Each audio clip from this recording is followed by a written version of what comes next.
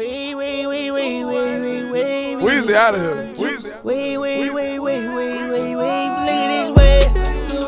at this way. Let's go. Real highway. It's a real weird way. Baby, look at this way. Hey y'all, we're here again with another video. Today we have another reaction, and I think this is some basketball related content. We're gonna be reacting to the top 10 point guards in NBA right now. As of in the middle of free agency, not even being complete yet, really, but most of the stuff has died down. It's a little like dead period where no basketball is even played, no summer league, any of that. No preseason, none of that, not even training camp. So we're gonna see who the top 10 point guards are. And once again, you guys go check out Hoop Reference. Amazing videos, lots of good content on this channel. Now that we're in the middle of the off-season, with basketball news slowing down and all of the fun cooling off, Curry really had those time to be putting out the newest updates to the positional rankings that we do here on this channel. Here, I rank the top 10 players by position twice per year, once in the off-season when no basketball is being played, and once midway through the season, as I think it's important to always take into account new data and information for a topic like this. Every day this week, I'll be going through the point guards, shooting guards, small forwards, power forwards, and centers, ranking the top 10 players at each spot, along with a few honorable mentions. And today, we'll be starting things off with the point guards, which is probably the most stacked position in the league right now, talent-wise. Before we start, though, make sure to like the video. The amount of point guards in the league right now, as all support is very much appreciated. Now, with that being said, the talent is definitely in the guard area. We'll start things off with the honorable mentions before getting into the top 10, and the players that fall into this category are Fred VanVleet. All right, so we have Fred VanVleet, De'Aaron Fox, and I don't know why I read it like that. De'Aaron Fox, Fred VanVleet, and LaMelo Ball. Last year, I had De'Aaron Fox in my top 10. He's kind of in that, I think, 9 or 10 spot, maybe 8 spot, possibly. But I think De'Aaron Fox is that dude for sure. Fred VanVleet, I still wouldn't put up there. He did become an all-star this year, but I just don't see him as being that talented. Not talent. Now I want to say that, but I just don't see him in that top 10 either. He's definitely a top 15, but not top 10.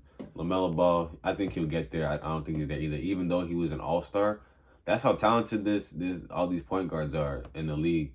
That even you can become an all-star, then you're starting out even in the top 10, which is kind of wild to think.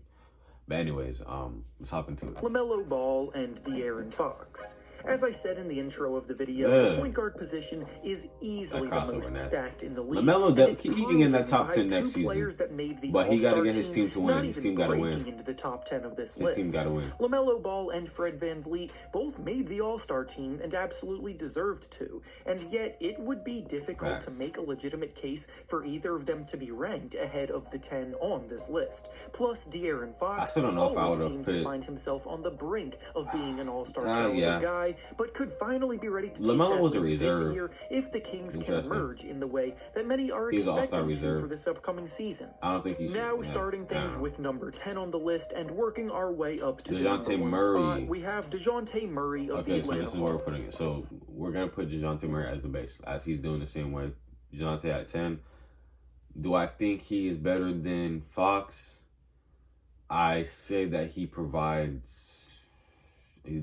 is a better defender. He does have that mid-range, and he was getting triple-doubles, so I would have to say he's better than him. Is he better than Fred VanVleet? Probably the same thing with the defense. LaMelo is probably the only one I think that can get on the higher end of the DeJounte, but I'll probably still take DeJounte. The defense is crazy. Murray spent last season with the San Antonio Spurs before getting traded to Atlanta this offseason, and he had a season that deservedly got him his first All-Star appearance. Murray's primary skill set early in his career was as a perimeter defender, having been named to the All-Defense team in his second year in... Hey, why are these ads getting me already? the league. Now he's much more well-rounded as a tremendous two-way player, and this year he was a walking triple-double threat on a nightly basis. He averaged I don't like his jumper as much though, but he made the middies. Rebounds per game, he made the middies, so I while can't say leading the nothing. league in steals per game, snagging 2 of them as well. But now he's going to have to adjust to a new role. Maybe I don't like his shot because it kind of looked like mine. As much like as from a the free point throw, guard I feel like it kind of Trae looked like Young, mine. but I assume that they'll maximize his playmaking ability to make Trae's life easier, and together they'll make a lethal backcourt duo. Wow. Next up at number 9, we have Darius Garland of the Cleveland Cavaliers. Man, I was talking the whole time, but DeJounte is going to the Hawks too, so that's definitely going to be interesting. I'm excited to see that. Darius Garland at 9. I forget about him. I think he was also supposed to be an all-star, but he got injured. Same thing for Colin Sexton. Colin Sexton was supposed to be an all-star, I think, the year before, but he also got, or not supposed to, but he was in that like conversation because of how good he was playing. If I got to pick between the two, Sexton or Garland, I'm picking Garland. He already got the extension, I think, this summer. He got the Brinks truck. He got paid. So did I put him over DeJounte? I don't know. I think that 8 to 10 range, you guys can you can interchange. You can make a case for each of them to be in that range somewhere. When the Cavaliers were healthy in the first but half he is a better shooter they were offensively. one of the 4 best teams in the Eastern Conference. Better and playmaker. They were able to take that leap thanks in large Scorer, part to Garland playmaker. individually, elevating his play across the defense board. is not up there. Garland scores about 22 points per game while making 46% of his shots and 38% of his threes. He dishes out an impressive 8.5 assists per game, and his control with the ball combined with his natural feel for when to attack versus when to create that's good analysis makes right him the there. I'll put him number 9. This team. The Cavaliers are building something special. That's actually crazy. I think this is only his 3rd year, and he's Up next considered at top number 10. 8, we have Chris Paul of the Phoenix Suns. Paul is one of the more difficult players to rank. Okay, so with that then, if this is the case, then Chris Paul is now the base. I want to see how he explains why Chris Paul is at number 8. I think it's probably going to be valid that Chris Paul is at number 8. Personally, I might put Chris Paul at like 6 or 7. Probably 6. I probably could put Chris Paul at 6, but let me see who else he has on here, and then I can say would I put him at number 8. But he definitely, I would definitely take Chris Paul over DeJounte and Darius at this point in time because his presence in Phoenix undoubtedly plays a massive role in the team becoming contenders, but his individual production isn't quite on par with others ranked ahead of him. Combine that with the fact that he's continually getting up there in age. He's not quite the defender that he once was, and he's coming off of a disappointing end to the Suns' playoff run last season, and putting him in the 8 spot felt right. The joint's not the same. He did lead the NBA in assists per game last season. Next year, I feel like I see a decline. I think there's going to be a decline in Chris Paul next year for sure. In the NBA last season, I don't think his legs can do it anymore. Like this. There just so happens to be a ton of like elite players at this position ahead of him. Something. Speaking of which, coming in at number 7, Dame at 7? Lillard of the Portland Trailblazers. Lillard is usually someone near the top of this list, but he's coming off of a weird year for his standards, which resulted in the temporary drop down to number 7. Lillard started the season slowly, shooting the ball below league average. So basically, Dame at 7 is just this man was injured, and he's gonna. I guess he just trying to put him here so he can work his way back up. But Dame, I got him in my top 3 point guards, unless I'm forgetting someone. But in terms of point guards, I got to put Dame in that top 3 in the league today. In the league today, I'm putting him in my top 3 point guards. 29 games, and then he suffered an injury that ended up holding him out for the rest of the season. Obviously, at his best, Lillard is close to as good as anyone at the position, but we can't just ignore the fact that his health is now a factor, and he did not play the best in the time that he was on the court last year. He'll have the opportunity to bounce back this season and remind everyone that he's capable of being great with a revamped Blazers squad, but until then, this is where he lands. Up next at number 6, we have Kyrie Irving of the Brooklyn Nets. At number 6. Irving was another player who had a fairly up and down year, which made ranking him pretty tough. Obviously, we all know he wasn't able to play in over half of the games last Kyrie season, used to be in but my it wasn't top because of 3-point injury. guards. And in the games that he did play, he was honestly really good, averaging about 27 I like points Kyrie in my and top 6 5. assists per game, while making 47% of his shots and 42% I of like his Kyrie in my threes. top 5. He, however, did not impress in He did not. This year was interesting. He did drop 60, man, that one game. Oh, that was freaking against the Magic, I'm pretty sure, too. You know what? I rank him at 12. But, anyways, Kyrie played some games this season. Less excuses. Just do your job. I understand you got some personal things, but not everything got to be about the politics. Like, we want to see you play. We want to see Kyrie Irving play. Let's go. the postseason as the Nets dropped out in incredibly disappointing fashion He's in so the elite. first round when they got swept by the Celtics, They did and get Kyrie swept. shot the ball pretty poorly in games 2 through 4. Yeah. This is a big First year game, I for think he Irving dropped coming 40 up, in because the we all know he has the talent to be Celtic ranked higher. Brooklyn He just has series. to show it. But Next up at after number that, he 5, didn't we get have locked James up low-key. Harden of the Philadelphia 76ers. Whether you classify Harden as a point Uh, guard or a shooting guard, it really doesn't matter because this is why. Because of this man right here. That's why people got knocked down a little further. That means if anything, that means you would have put one of those honorable mentions in there, and I think he might have put LaMelo. He might have put LaMelo in there if James Harden wasn't in the top 10.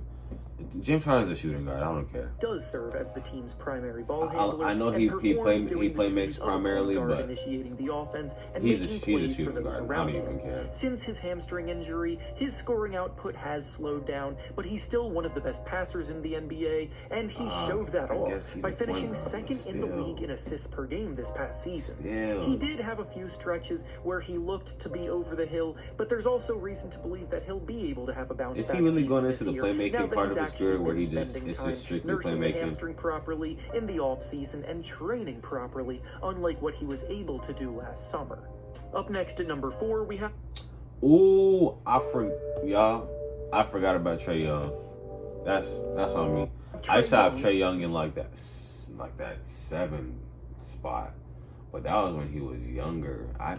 Trae Young is that dude too. I ain't gonna lie. Didn't he drop 30 last year? He dropped I think he dropped close to 30 this year. Dude has 27 and 9 every year at this point. He could probably average 10 assists easily, but now he's with DeJounte on the Hawks, so I don't know how they're gonna distribute points and playmaking, because they both need the ball in their hands. But of the Atlanta Hawks. Anyways. I know that the way he performed in the playoffs has left a sour taste in all of our mouths right That's now true. regarding how Trae is viewed, because he definitely did stink up the joint against the Miami Heat. That's But true. we have to see the bigger picture with how he's truly one of the most gifted playmakers in the league today. That's fact. Last season, he averaged an incredibly impressive 28 points and 10 assists per game, while improving his 28 shooting and 10. splits to making More than career what I said, highs basically. of 46% from the field and 38% from 3. And now that 38% DeJounte from Murray three. is in If he town, can get a the 40 pressure over won't 40% be all on year, him to create It'll everything be offensively. even more. Next up at number 3, we have Ja Morant. I of forgot the Memphis Ja Grizzlies. Morant. Morant not only... I'm thinking like a Owen head or something.